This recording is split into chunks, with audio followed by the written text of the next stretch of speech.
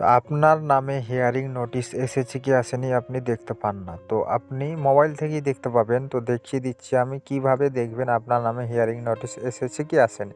তো এখানে voter search করব, গুগলে গিয়ে ভোটার সার্চ করার পর এখানে দেখতে পাবেন যে এই ওয়েবসাইটটা চলে এসছে। এখানে ট্যাপ করার পর এখানে যাদের নতুন তাদেরকে রেজিস্টার করতে হবে। আর আমার তো নতুন নয়, আমার রেজিস্টার করা আছে, তো আমি এখানে সাইন আপ করে নিলাম। তো এখানে দেখতে পাচ্ছেন submit document against notice issues. এখানে টাইপ করার পর মোবাইল নাম্বার দিলেও হবে, আর ইপিক নাম্বার দিলেও হবে। ভোটার কার্ডের যে ইপিক নাম্বারটা ওটা দিলেও হবে। তো ওটা দিয়ে দিচ্ছি।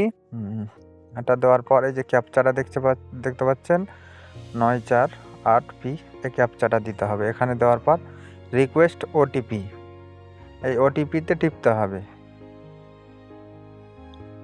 ওটিপিতে টিপার পর আপনার ওটিপি আসবে, ইন্টার ওটিপি। এখানে ওই যে ওটিপিটা আসবে ওই ওটিপিটাকে এখানে বসাতে হবে।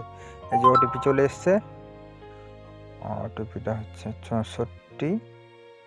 ওটিপিটা এখানে বসার পর ভেরিফাই অ্যান্ড লগ ইন, এই যে এখানে এই অপশানটাতে টিপতে হবে। এখানে টিপার পর inter epic notice reference number. তো এইখানে আপনার ভোটার কার্ডের যে নাম্বারটা, এপিক নাম্বারটা, এখানে এটা টাইপ করতে হবে। টাইপ করার পর আবার ওটিপি যাবে, সেন্ড ওটিপি, এখানে ওটিপিতে টিপতে হবে।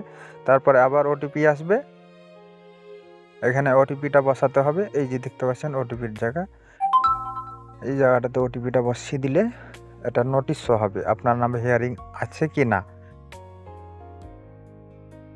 ওটিপিটা বসিয়ে দেখিয়ে দিচ্ছি।